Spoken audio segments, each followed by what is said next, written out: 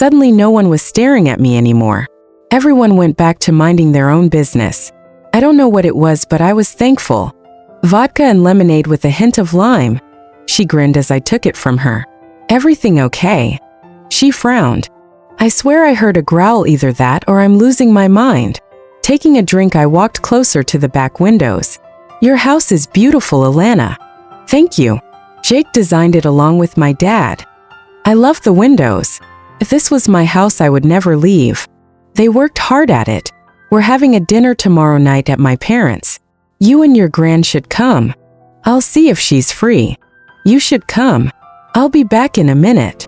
I wasn't moving from this spot until it was time to go.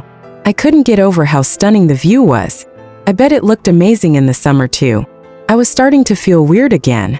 It was like I was getting hot flushes but still shivering at the same time. I don't know if going to the beach was such a good idea. I think I was definitely coming down with the flu. Rubbing at my arms, it was then I noticed his reflection. He was staring again, stood in the corner with a glass of brown liquor. It took everything I had not to turn around. The pull was starting to become unbearable, and I had no idea what was causing it. I think the best place for me right now is home. Finish up, we're heading out. Passing me my jacket, I slipped it on, but I didn't make a move to go anywhere. Leah, are you okay? Lacey placed her hand against my forehead. You feel hot, like you're burning up. Come and sit down. Taking my hand, she sat me on the sofa. And then she froze. No freaking way, she smirked. I knew I was right. What is it? Nothing, Leah, stay there, I'll get you some water. You'll feel better soon, I promise. Sitting the glass that I had down, I got to my feet. I felt slightly better, but I still felt a little hot. Walking into the kitchen, I heard hushed voices. I didn't want to be rude, but I couldn't help but try and listen. You know it's rude to listen to people's conversations. His voice sounded rugged, deep. I turned around, my gaze meeting his. It's also rude to stare, but you do it anyway. Watch your mouth, little one.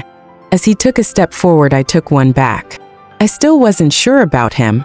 I wanted to be near him, but at the same time I wanted to be as far away from him as possible. He screamed, dangerous.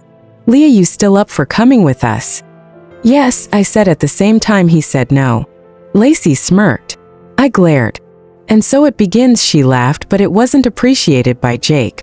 If looks could kill, she would be dead and buried in the back garden. It was something I have never heard before in my life. It was a howl followed by a dangerous growl. It was loud and fierce, and it had me quivering, my body shaking. Looking around the car, everyone had their heads bowed. Not a word was spoken. Fear. Pain. Joy. Hey, it's okay, Lacey whispered, taking my hand in hers. You feeling better yet? Surprisingly, I did feel better, but I wasn't in the mood anymore. The cars hadn't moved yet. Lacey. Who was that? He sounded angry. Oh no, she groaned before the door was pulled open. Get your little ass out of that car right now. He hissed. Jack, I didn't. Now Lacey, he roared, cutting her off.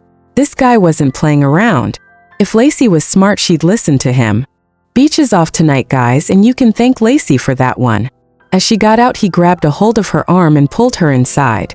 Everyone else started to disappear. I was left sitting alone in the back of someone's car. Guess it was time for me to go home. What got to me was the fact that no one noticed I was still sat there. That stung a little.